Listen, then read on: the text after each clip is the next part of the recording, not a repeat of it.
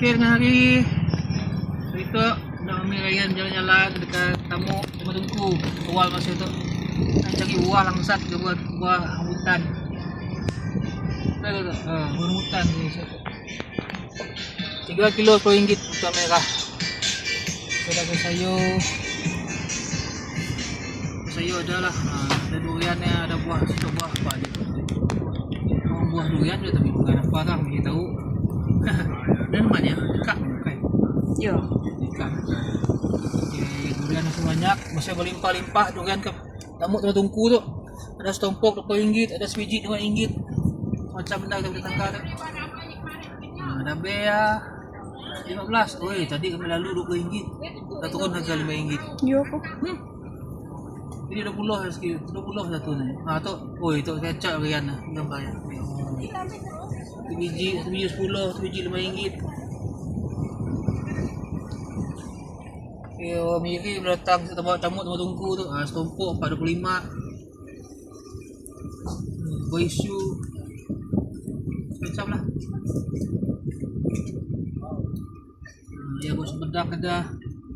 Macam jenis harga ada yang beli tadi. Sebelum singgah siap deh.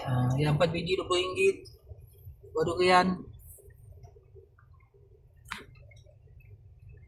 Durian kampung ni, durian kampung.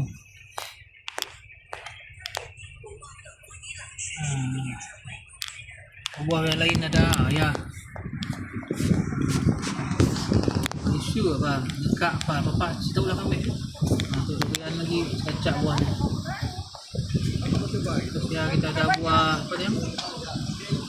Lumuk.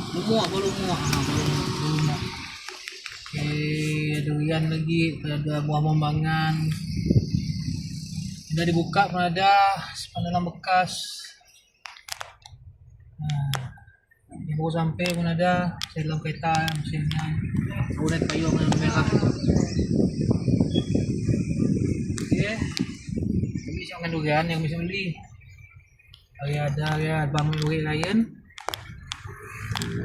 Saya pun siap habis makan macam ni. Okey, siapa yang tinggal ke Miri tu nak makan durian, masih banyak ke Miri tu. Hari tu 14 bulan.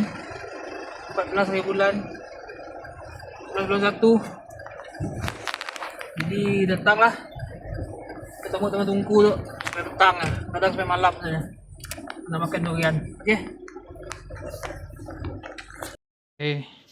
Tu tadi beberapa buah yang kami orang beli tu lah, orang ambil rayan tu lama macam makan tu. Tu namanya buah tampoy.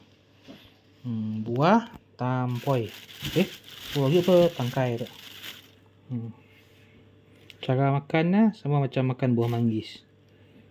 Buah tampoy. Pas ya.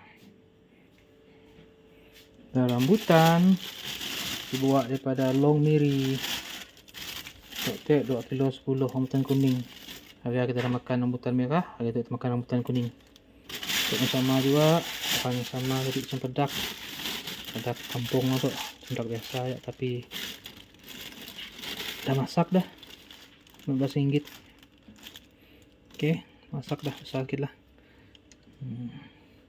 Jadi kita nak makan tuk, makan don. Okey. Sekian video kami.